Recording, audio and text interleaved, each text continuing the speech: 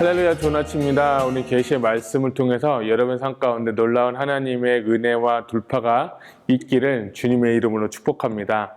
오늘은 요한계시록의 해석 방법 부제로 세대주의란 무엇인가 라는 제목을 가지고 오늘 은혜를 나누고자 합니다. 우리가 지난 시간에 계시록 13장까지 보았습니다. 우리가 계시록에 중요한 기둥이 있다고 말씀드렸죠. 그 가운데 마지막 장인 13장을 보면서 짐승의 표에 대해서 말씀을 나누었습니다. 자, 우리가 볼 것은 그 짐승의 표가 666 베리칩이 아니라 어떠한 그 조직이나 사람을 의미한다라고 제가 말씀을 드렸죠. 그래서 우리 시대 가운데 볼 것은 무엇이냐면 그 역할을 하는 어떤 나라나 주체, 단체, 사람을 이렇게 보는 거예요. 시대가 가면서 사람도 바뀌고 나라도 바뀌겠지만 그때 나타난 역할들을 보면서 이 사람은 땅에서 올라온 짐승이구나. 이 사람은 바다에서 올라온 짐승이구나. 이 역할을 좀 보시면 좋겠습니다. 그래서 제가 좀 다 설명하진 않았지만 어쩌면 우리 지금 교회 시대 가운데 가장 주의하고 더 경계해야 될 것은 거짓 선지자다. 그래서 땅에서 올라온 짐승을 좀 주의했으면 좋겠다. 저는 이렇게 좀 생각을 합니다. 여러분은 어떻게 좀 궁금증이 좀 풀리셨나요? 저도 아직도 이 베리칩이 666이다 라고 이렇게 선언하는 게 좋을 것 같아요. 그렇지만 저는 여러분 그렇게만 보기에는 먼 훗날에 그것이 될 수 있지 않을 수도 있고, 또 우리가 저번에 보았던 신용카드, 바코드 이런 것들을 보면서 어쩌면 이 베리칩이라든지 마이크로칩이라든지 이것이 666이 될 수 없다, 이 생각을 하면서 제가 말씀을 나누었습니다. 자, 오늘은 요한계시록의 해석 방법 그리고 부제로 세대주의란 무엇인가 라는 제목을 가지고 말씀 나눈다고 했죠. 자, 그 전에 말씀 나누기 전에 제가 책을 한 권 소개시켜 드리도록 하겠습니다. 자, 이 책은 뭐냐면 The Blessed Hope 라는 책이에요. 이 책의 저자는 누구냐면 조지 엘던 라드라는 교수님이 쓴 책이에요. 이분은 1911년에 태어나셔서 1982년도에 돌아가셨고요. 그리고 그가 이제 든 책이 뭐냐면 The Last Things, The New Testament and Criticism, 신약 신학, 그리고 하나님 나라의 복음, 그리고 요한계시록 강해 등을 남기신 이 신학 교수세요. 그가 우리가 잘 아는 여러분 유명한 신학교 중에 풀러 신학교 교수님이셨거든요. 이분이 이제 신학학 교수님이신데 이 책이 언제 나왔나 봤더니 되게 오래전에 나온 책이에요. 이 책이 초판이 언제 나왔냐면 1956년도에 나왔고, 이 책은 10번째 책인데 1979년에 나온 책이에요. 그러니까 제가 태어나기도 전에 쓰여졌던 책이 뭐냐, 이 The Blessed 호프라는 이 교수님, 존 라드라는 교수님으로 제가 말씀드리겠습니다. 이 라드 교수님이 쓴 책이 이 책인데, 제가 이 책을 어떻게 알게 되었냐면 제가 지금 섬기고 있는 교회가 팜스프링스 한인 감리교회잖아요. 내가 담임 목사님께서 어느 날 주일날 설교를 하신 것 같은데, 그때 휴거는 없다라는 제목을 가지고 말씀을 이렇게 증거하셨어요. 그래가지고 저도 그때 요한계시록을 강의하고 있었잖아요. 그래서 제가 요한계시록 강의할 때 제가 4장을 이렇게 강의하면서 뭐라고 말씀을 드리냐면, 휴거는 언제 일어나느냐? 환난 중에 일어난다. 환난 전은 아니다라고 말씀드렸고, 그리고 이 휴거가 만약에 일어나게 된다면 극소수만 받게 될 것이다. 그래서 아예 휴거가 없는 걸로 우리가 한번 생각해보자 라고 말씀드렸고, 또 1세기 원독자들 가운데서도 휴거 받은 사람이 없기 때문에 저도 그렇고 또 믿음이 진짜 좋아야 받는다. 그래서 아예 생각하지도 말자라고 하면서 설교를 했는데, 담임 목사님께서 이 책을 보시고 그 휴거는 없다라는 그 설교를 하시면서 이 휴거라는 단어가 언제 나왔는지를 이야기하고 계신 거예요. 그래서 그거를 이따가 조금 더 제가 설명을 해드릴 텐데, 그래서 전 되게 충격적이었고, 그래서 목사님한테, 담임 목사님한테 가서 제가 목사님 이거 책을 저도 봐도 되겠습니까? 라고 이렇게 했는데, 목사님께서 친히 이 책을 빌려주셨어요. 이 책하고 저 뒤에도 한 두세 권 더 빌려주셨는데, 오늘 저 이 책을 보고 나서 무엇을 봤냐면, 저는 그냥 랩처 부분만, 슈거 부분만 보려고 했는데, 첫 장부터, 이 첫 챕터부터 이제 그 교회 시대에 나타난 요한계시록 해석을 이렇게 이야기하고 있고, 특별히 우리가 지난 시간에 보았던 666, 뭐 안티크라이스트, 적그리스도, 우리 거짓 선지자 다 보았잖아요. 근데 제가 그게 되게 궁금했고 질문이 많고 그것 때문에 잠을 못 잤다고 했잖아요. 어떻게 이 666이 계속 바뀔 수 있을까? 그런데 그래서 제가 1세기 원독자의 관점에서 우리가 이 요한계시록을 해석하고 암호화된 코드를 풀어내고 그 당시 1세기 교회에 적용을 하고 중세시대 또는 종교개혁시대, 그리고 우리 시대 가운데 이 모든 코드들이 맞아야 된다고 했는데, 그것에 대해서 제가 연구하고 되게 고민도 많고 그랬는데, 이 담임 목사님이 이 책을 주시면서 제가 이 책을 통해서 확실하게 깨달음을 얻었어요. 그래서 2주 동안 잠을 못 잤는데, 이 책 좀 영어인데 제가 영어가 되게 짧거든요. 부족하지만. 근데 떠듬떠듬 읽고 안 되는 거 좀 이렇게 번역기에도 돌려보고 하면서 이 책을 제가 봤어요. 자, 그래서 우리가 지난 시간에 13장에 나타났던 엔티크라이스트, 적그리스도, 666은 누군가라고 이렇게 보게 되면 초대 교부들부터 좀 보게 된다면, 이 초대 교부들을 보게 되면 그때 이제 이레니우스라는 그 초대 교부가 있는데, 그 이레니우스 교부는 이런 말을 했어요. 로마다, 짐승이 로마다. 예수님 재림 전에 나타난 왕국 로마가 짐승이다 라고 표현했고, 그리고 예수 그리스도의 재림에 대해서는 이것은 미래에 있을 일이다, 이렇게 상징적으로 또 미래주의적으로 이 요한계시록을 이렇게 해석하셨더라고요. 두 번째, 또 터툴리안이라는 사람은 예수 그리스도의 재림은 어느 때든지 오게 되어 있다. 그러니까 뭐 상징도 아니고 희망도 아니고 지금 이미 anytime, 어느 순간 오실 준비가 다 되어 있다. 그러면서 뭐 천년설에 대한 이야기를 아예 하지 않았다고, 되게 독특한 분이시죠. 그래서 여기서 나오는 책을 보게 되면 이때까지만 해도 요한계시록을 해석할 때 상징적으로 또 해석을 하면서 또 미래주의적인 그런 해석을 또 하게 됩니다. 자, 그리고 나서 이제 중세 시대를 보게 되면 중세 시대 666은 로마 황제다. 근데 그 666을 좀 더 확대해서 정확하게 표현하면 이렇게 기록되어 있더라고요. 포프 이노센스 3세. 그러니까 이노센스 3세 교황이 그 당시 적그리스도다, 짐승이다, 이렇게 표현을 했더라고요. 그 다음에 프로테스탄트, 개신교의 입장은 참 재밌어요. 로마나 네로 황제로 의미한다. 그래서 이 책에서 이게 보게 되면 안티크라이스트는 적그리스도는 로마 황제다, 포포, 아버지, 이렇게 다 설명을 하고 이렇게 해석을 했던 거예요.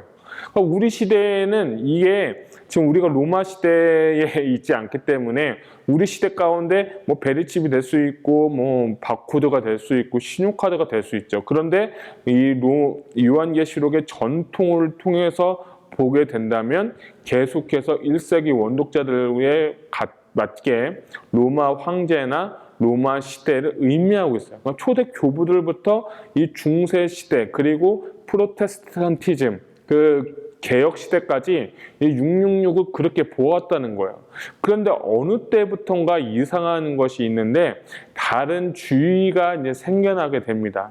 그게 바로 이제 세대주의인데, 세대주의는 처음부터 생겨난 거는 아니고 이 책을 이렇게 보니까 16세기, 17세기, 18세기까지만 해도 요한계시록을 해석할 때 있어서 여러 상징주의 또는 영적인 것들, 그 미래주의적인 것을 해석하면서 그 당시의 역사적인 배경에 맞게 해석을 했는데, 그런데 이상하게 그 창시자가 나오는 거예요. 그 창시자가 누구냐면 19세기에 들어서 영국의 다니엘 휘트비라는 사람이 나타납니다.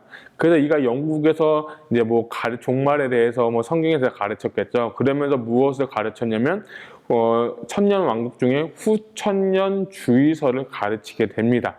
그것을 누구한테 설명을 하냐면 우리가 잘 아는 미국의 부흥사인 조나단 에드워드한테 이 후천년 주의서를 가르치게 됩니다. 그러면서 이분이 이제 후천년서를 지지하면서 예수님의 재림에 대한 이야기를 막 가르치고 있을 때 1820년도, 1820년부터 30년대에 얼빙 에드워드라는 사람이 있습니다. 어떤 분들은 에드워드 형제다라고 하는데 이 에드워드 형제가 이 휘트비로부터 이 종말 사상을 이제 배우게 되는 겁니다.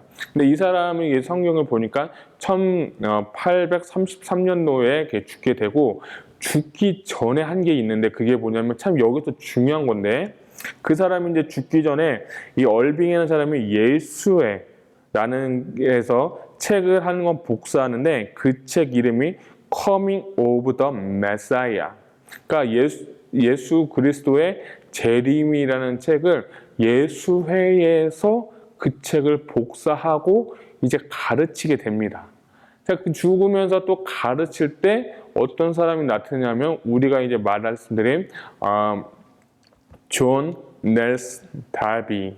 존 넬슨 다비라고 해서 이 다비라는 사람이 얼빙 에드워드 사람부터 이 예수회에서 복사한 예수 그리스도의 재림을 배우기 시작합니다.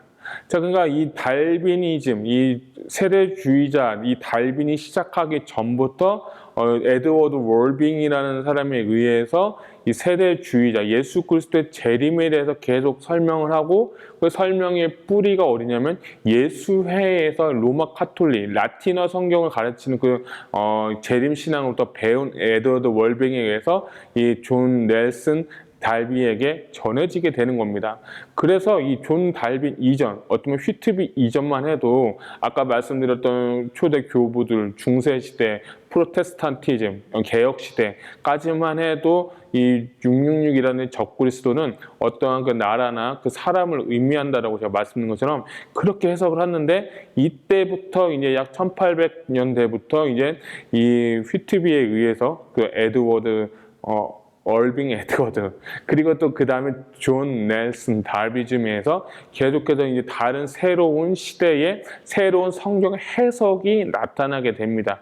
그래서 제가 이 존 넬슨 달비를 좀 연구하니까 이 사람이 이제 이제 정통 교회를 나오면서 이 만인 사제설에 대한 그 불만을 가지고 교회에서 나와서 원래 정통 교회의 어떤 적개심을 가지고 그가 만든 성경 공부를 그때부터 시작을 했다고 합니다. 자, 그래서 그 당시에 뭐 스코필드라든지 유럽의 시대에 이 존 달비, 넬슨 달비가 계속해서 당신의 그 성경 공부 교리를 계속 가르치는데 그때부터 나왔던 단어가 있는데 슈거라는 단어가 그때부터 나옵니다. 그런데 여러분 슈거가 그냥 슈거가 아니라 더 정확한 정확한 단어가 뭐냐면 환란전 휴거를 가르칩니다. 그냥 우리는 휴거 얘기를 하는데 더 정확한 단어는 환란전 휴거다 이렇게 보셔야 돼요. 그래서 그때부터 에드워드 월빙 때부터 그 캐톨릭의 그 종말 사상을 배워서 그때부터 그게 명시되진 않았지만 그때 이제 환란전 휴거설이 그때부터 나오게 되고 이 넬슨 달비에서 다비니즘이라고 해서 이 파운데이션에 의해서 계속해서 이제 전파가 되게 되는 거죠. 그래서 이 달비가 이 성경 공부를 자기가 하면서 소그룹을 통해서 유럽 또는 스코틀랜드 이 영국 전역에 계속해서 이러한 사상을 퍼뜨리게 됩니다. 자, 그리고 나서 이 달비라고 하면 달비가 이제 미국으로 오게 됩니다. 이 책을 제가 이렇게 읽어보니까 이 책에서 이 사람들이 이제 성경 공부 연구를 시작하는 거예요. 스몰 그룹 형태로 해서 계속 시작을 되는데 그래서 이들의 모임은 나이아가라 성경 공부 모임이다라고 하는데 이때까지만 해도 이 달비의 그 성경 공부가 인기가 있지는 않았어요. 물론 영국에서 그런 세대주의적인 그 재림 그 공부가 되게 유명했는데 미국에 와서는 스몰 그룹 했다가 뭐 잘 좀 나갔다가 꺼지고 나갔다가 뭐 불 꺼지고 잘 안 되다가 1901년에 롱 아일랜드라는 곳에서 이 세대주의적 종말론을 가르쳤는데 이것이 급속도로 1901년부터 확 미국에 퍼지게 되는 겁니다. 그래서 이 1901년 이후에 많은 목사님들이 이 세대주의적인 그 종말론을 가지고 이제 이 성경 공부를 시키게 되는 겁니다.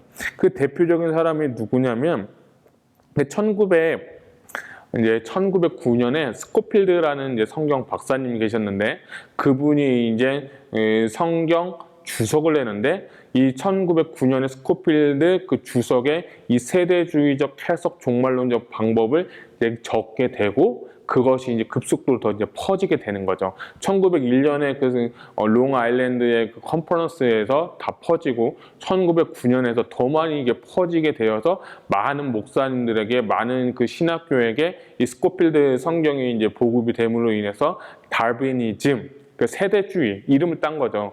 그 세대주의가 계속해서 이제 막 퍼져나가게 되는 거예요. 1901년에. 자, 그리고 나서 그 세대주의적인 그 공부가 미국에 있는 신학교, 대표적인 신학교는 달라스 신학교라고 이렇게 얘기를 하더라고요. 그리고 또 이 책을 보니까 대표적인 그 세대주의적 이 성경 공부 신학자들, 교수님들이 달라스, 특별히 침례교, 그리고 장로교의 조그만 소수의 그 교파에도 미치게 돼서 미국에 있는 세대주의가 쫙 퍼진 거죠. 1901년이니까요. 우리랑 따지면 그렇게 뭐 크게 차이도 지금 안 나는데 어쨌든 그래서 미국에서 이제 일어났던 세대주의적 종말론적 방법이 이제 우리나라에도 이렇게 돌아오게 되는 거죠. 그래서 여러분이 요한계시록을 설교를 들으실 때 두 가지로 좀 보시면 좋을 것 같아요. 어떤 목사님들은 잘 모르겠지만 저처럼 이제 문자적인 해석 또는 상징적인 해석, 1차원적 그 원독자의 관점으로 보고 설교하시는 분이 있는 반면에 어떤 분은 세대주의적인 그 시대 순에 의해서 짜맞추던 듯이 예를 들면 1260일, 42달, 3년 6개월, 한때와 두때와 반때 이런 것들을 먼저 숫자니까 시대에 맞게끔 이렇게 설교하시는 분도 계실 거예요. 그리고 다니엘서를 인용해서 72일에 뭐 그것을 인용해서 마지막 한때가 남았는데 그때를 이제 이 요한계시록에 적용을 해서 한때, 두때, 세때, 반때, 3년 6개월 이렇게 맞춰서 설교하시는 분이 대부분이 영향을 받은 그 주의가 세대주의적 관점에서 본 종말론인 것입니다. 그래서 여러분 이 책을 보니까 이 책에도 그때 다비니즘이 1901년도만 해서 막 퍼지게 될 때도 그 당시에도 대부분의 목사님들은 이 세대주의의 그 개념에 종말론은 받아들이지 않았다고 합니다. 그래서 이 요한계시록 해석할 때 어떻게 해석할 거냐? 상징적이고 영적인 해석을 할 거냐? 프로테스탄니즘, 개혁주의의 그 해석 방법을 갈 거냐? 아니면 이 다베니즘, 세대주의적인 해석을 하게 될 거냐? 그때부터 1901년대부터 스코필드 성경 주석을 통해서 이 요한계시록, 특별히 종말론을 해석할 때 두 가지로 해석을 해서 이 뿌리를 통해서 지금까지 이어지고 있는 것입니다. 그래서 선택은 누가 하느냐는 이것이 잘했다 잘못했다는 아니지만 저는 오늘 여러분들께 이 세대주의가 무엇인지를 좀 가르쳐 드리고 싶습니다. 첫 번째로 이 세대주의의 특징은 뭐냐면 이 세대주의는 이 성경을 7세대로 나누어서 그 세대에 맞는 구원 방법이 있고 그 세대의 구원 방법이 맞지 않을 때 다른 방법으로 나간다고 합니다. 이렇게 보면 무흠 시대, 양심 세대, 인간 7위 세대, 그리고 약속 시대, 율법 세대, 그리고 은혜 세대, 그리고 천년 왕국 세대 이렇게 보면서 7세대로 보는데 이 무흠 시대 때는 이제 에덴에 있었죠. 에덴은 아담과 하와가 있었는데 선악과를 따먹어서 그때 타락을 해서 그 세대는 끝났고 이제는 이제 양심 세대가 왔다. 그 아브라함, 뭐 이삭, 야곱 이게 족장 시대라고 하는데 그때는 이제 무흠한 시대인데 또 우리가 보듯이 다 타락하고 또 없어졌잖아요. 그 다음에 뭐 인간 7위 세대, 그리고 뭐 약속 세대, 율법 세대, 그 다음에 이제 예수 그리스도께서 오셔서 이제 은혜 시대를 열어 두었다. 근데 은혜 시대 때도 실패한 사람들이 되게 많죠. 그래서 그 다음 세대가 중요한데 천년 왕국 시대다. 그래서 이 세대주의자들은 전천년설을 주장하는 거. 예수 그리스도가 온 다음에 이제 주님 이제 천년왕국이 이제 온다. 이것이 예수님이 천년왕국 전에 온다. 전천년설인데, 그런데 이 세대주의자들의 좀 다른 건 세대주의적 전천년설이라고 하는데, 그거 뭐냐면 아까 말씀드렸던 예수 그리스도 이중 광림을 얘기합니다. 뭐 그때가 이제 환란 전 추거설을 이렇게 의미하면서 그때 주님이 재림하실 수도 있다. 그리고 마지막에 또 재림한다. 그래서 이것들을 통치는 이 의미가 세대주의적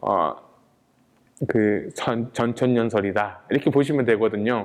자, 그러니까 이 은혜 시대 때에 구원받지 못한 사람들은 7년 대환란에 들어가게 될 거다.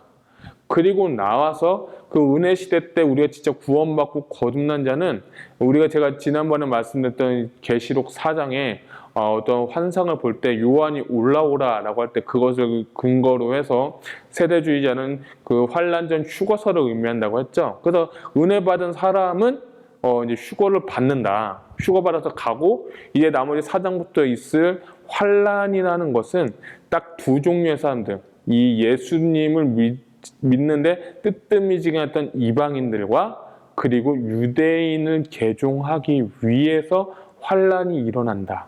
이렇게 주장을 하고 그 다음에 다시 또 주님 재림하셔서 천년 왕국이 일어난다.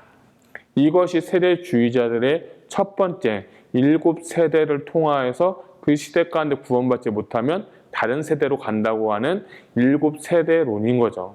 자, 이렇게 해서 저는 좀 이거 보면서 우리 개신교가 너무 좀 다르다. 좀 뭔가 좀 이상하다. 좀 낯설어요, 저는. 성경을 이렇게도 볼 수 있구나. 뭐 그런 거죠. 어쨌든 저는 이것에 대해서 뭐라고 하지 않고, 어쨌든 이런 시대가 있다.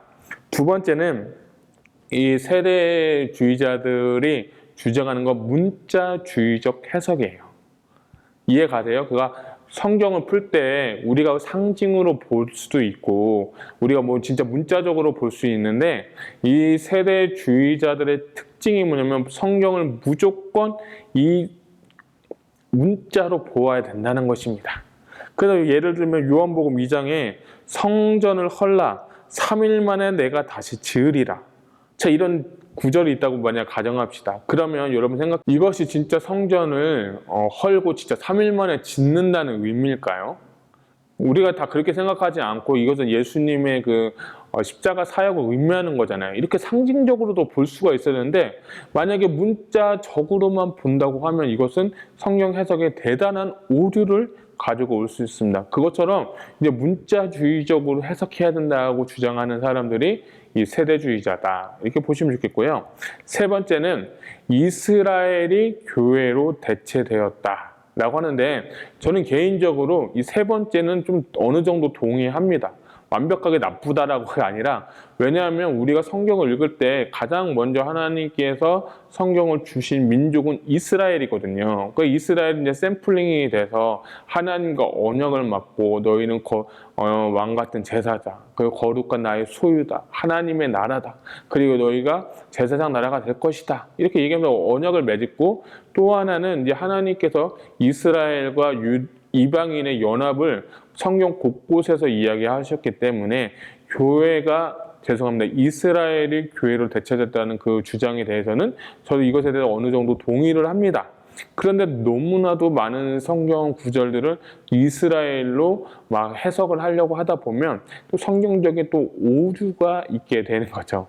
그래서 이 세대주의자들 크게 이렇게 세 부분으로 주장을 하죠. 첫 번째 7세대, 두 번째는 문자주의죠. 그리고 이스라엘의 교회로 대체되었다. 뭐 이런 것들, 뭐 나머지 것도 좀 있긴 하지만 크게 이 세 부분으로 나눌 수가 있습니다. 자, 그런데 제가 이제 교환계시록을 연구하고 보면서 이 세대주의자들의 조금 위험성이 좀 있다는 걸 제가 알게 되었어요. 여러분, 아까 말씀드린 이 세 가지의 그 해석 방법들, 어느 시대를 나누고 문자적으로 믿게 되고, 그걸 또 이스라엘로 대체하면서 이 사람들이 하나의 그 영향으로 말미암아서 너무나도 문자적으로 믿게 하는 그것 때문에 이단들이 많이 파고드는 것을 볼 수가 있어요. 여러분, 우리가 이 신천지 하면 뭐가 생각나죠? 14만 4천. 자, 14만 4천 명이 구원받았다. 그리고 새 예루살렘은 그 과천이다. 자, 이것을 어떻게 믿은 거예요? 문자적으로 진짜 믿어버린 거예요. 그래서 지금 신천지가 약 14만 4천 명이 넘었다고 할 거예요. 어떤 분들은 30만이 넘었다고 하는데, 자, 이것도 문자적으로 14만 4천을 만약에 해석을 하면 와야 돼요. 주님 재림하셔야 돼요. 근데 그렇게 되지가 않는 거예요. 또 하나 이 세대주의자들은 이 시간의 순서를 정확하게 뭐 며칠 얘기를 하더라고요. 제가 유튜브를 보니까 좀 이 세대주의 관점으로 해석하신 분 같아요. 그래서 뭐 제3성경이 세워지고 뭐 대환란이 뭐 이렇게 있고 뭐 3년만 한 다음에 그가 딱 얘기하는 게 뭐냐면 2027년도에 주님이 재림하신다. 저 한번 그거 27년까지 한번 보고 싶더라고요. 정말 기가 막히게 시대를 나누어서 시간을 쫙 맞춰가지고 해석을 하더라고요. 근데 진짜 27년도에 주님이 진짜 오실까? 세대주의적 그것이 되게 문제가 그런 것을 좀 있는 것 같아요. 또 하나는 제가 이제 유튜브를 보니까 1992년 10월 28일 날에 다미선교회 때문에 사회적으로 파장이 되었잖아요. 그 유튜브 우연치 않게 봤는데 그 전날 그리고 그 날 그 12시 땡 할 때까지 그거를 좀 이렇게 압축해서 유튜브에 놨더라고요. 그래서 보니까 그 사람들이 진짜 믿고 물건 다 팔고 옷도 막 다 태우는 거예요.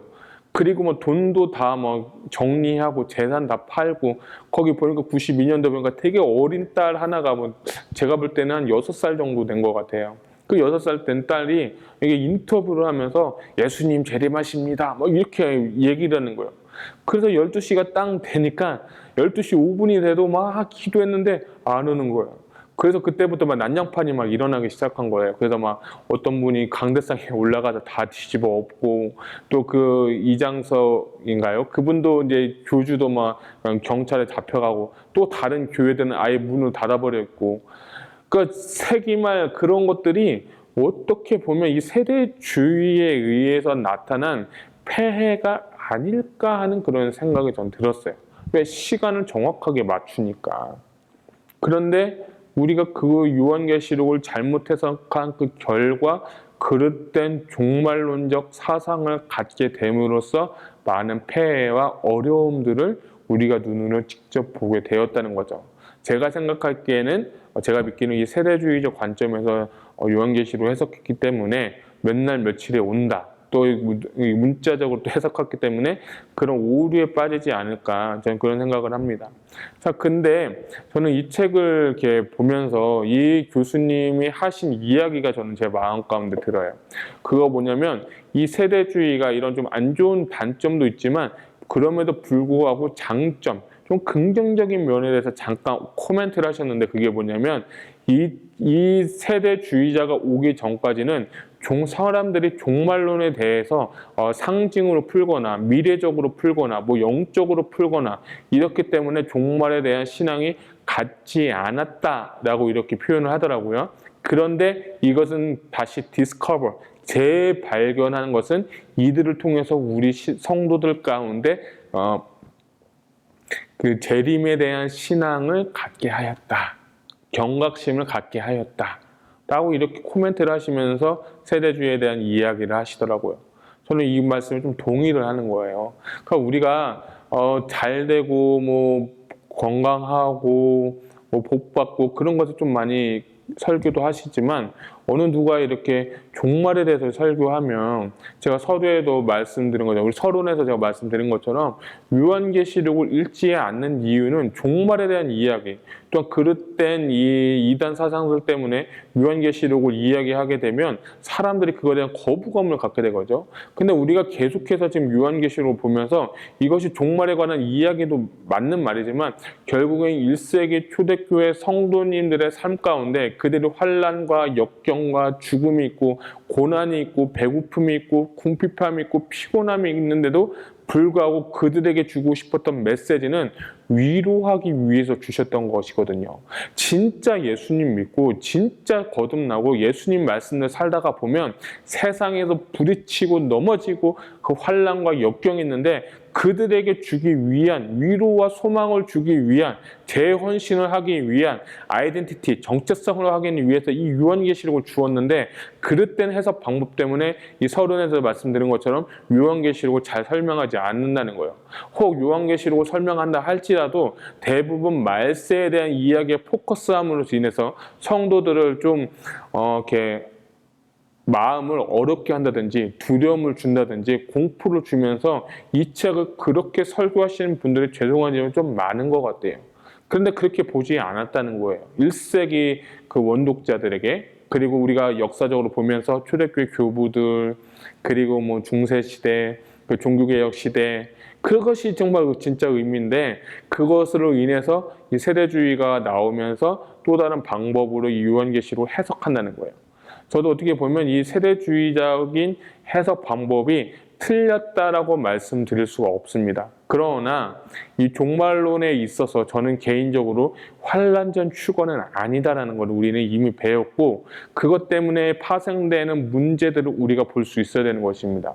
그래서 여러분이 오늘 이 말씀을 듣고 목사님들의 요한계시록의 설교를 한번 잘 분석해보고 들어보셨으면 좋겠습니다. 그래서 요한계시록을 해석하는 방법, 어떻게 설교할 거냐, 상징적이고 문자적이고 1세기 원독자들의 관점에 의해서 설교를 할 것인가, 아니면 세대주의자의 그 관점에서 설교를 하는 건가, 여러분 딱 보시고 판단하시길 바랍니다. 저는 어느 것이 맞다라고 좀 말씀드릴 수는 없지만 그럼에도 불구하고 저는 1세기 원독자의 관점에서 철저하게 암호화된 코드를 푼 다음에 우리 시대 가운데 맞춰도 늦지 않다. 그것이 더 정확한 요한계시록의 해석 방법이다라고 저는 이렇게 주장하고 싶습니다. 특별히 어떻게 보면 짐승의 표, 베리칩이라는 그 논란 사건들도 이 세대주의적인 관점에 의해서 보지 않았나 그렇게 생각을 합니다. 이것을 이제 두 가지가 있다고 했죠. 이 두 가지를 조금 더 쉽게 표현하면 텍스트 중심에 의해서 해석할 건가 아니면 컨텍스트, 상황 중심으로 해석할 건가를 여러분 보실 수 있어야 돼요. 자, 우리가 지금 보는 건 컨텍스트를 해석을 해서 우리 시대 가운데 컨텍스트에 맞추는 건데 이 세대주의자들은 컨텍스트에 맞게 이 텍스트를 끌어 들어가지고 그게 맞추는 그런 해석 방법이라고 저는 생각을 하거든요. 그러니까 이 베리치빌의 논란도 아까 말씀드린 것처럼 우리가 본 것처럼 너무나도 이 말씀하고 똑같아요. 매매를 못하고 손이나 이마에 인침받게 하고 자, 그 컨텍스트를 보니까 이 텍스트를 보면 컨텍스트의 그 상황에 눈에 비춰서 텍스트를 보니까 베리칩이 맞는 것처럼 보이게 되는 거거든요. 그래서 이것도 맞을 수도 있거든요. 그렇지만 우리는 저는 개인적으로 설교할 때나 성경 해석할 때도 이 텍스트 먼저 좀 연구를 하거든요. 예를 들면 뭐 그 당시 쓰였던 배경이라든지 어원의 의미라든지 출처라든지 그것을 통해서 우리 상황 가운데 좀 맞추는 입장이 저는 좀 그렇게 설교하고 그렇게 좀 해석하는 방법을 좀 전 추구하거든요. 근데 어떤 목사님들은 이 요한계시록을 컨텍스트, 우리의 상황 가운데 텍스트를 끌어와가지고 그냥 해석을 해버리니까 너무나도 잘 맞는 거예요. 너무나도 잘 해석이 되는 거예요. 그래서 그런 해석 방법들도 여러분이 좀 보셨으면 좋겠습니다. 그렇지만 하나님은 우리에게 먼저 말씀을 주셨고 그 말씀에서 해석을 하고 뭐 원어 공부라든지 배경 공부하면서 텍스트에 우리의 상황을 넣어서 말씀에 순종할 수 있는 그 해석 방법이 여러분 가운데 이전에 있었으면 좋겠습니다. 아까도 제가 좀 말씀을 드렸지만 이 에드워드 월빙이라는 사람이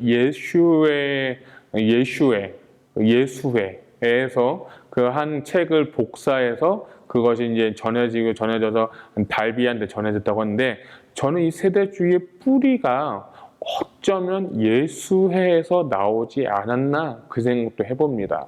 그래서 이 랍처, 이 휴거라는 단어는 우리 성경을 보면 원문에는 없거든요. 그렇지 않습니까? 근데 이 교수님이 하신 얘기 보면 이 랩처라는 오리지널 어원은 스페니시 성경, 예슈에가 보는 그 성경에서 랩처라는 단어가 나온다고 합니다. 그것을 보고 휴거를 그때부터 주장했다고 하거든요. 그래서 저는 이것도 좀 아주 연구해 봐야 될 것 같아요. 정말 그렇게 된다고 하면 카톨릭의 그 예수에서 나온 그 종말론적 사상이 어쩌면 이 세대주의의 뿌리가 될 수 있지 않을까, 저는 그런 생각도 해봅니다. 어쨌든 여러분, 저는 오늘 여러분께 요한계시록의 해석 방법, 두 가지 방법에 대해서 말씀을 드렸고, 세대주의가 무엇인지에 대해서 말씀 나누었습니다. 자, 저는 여러분들에게 항상 드리고 싶은 말씀은 성경을 하나님 앞에 기도하고 성령의 조명에 의해서 해석을 하고 하나님께서 말씀으로 오늘 승리할 수 있는 저와 여러분 되시기를 주님의 이름으로 축복합니다.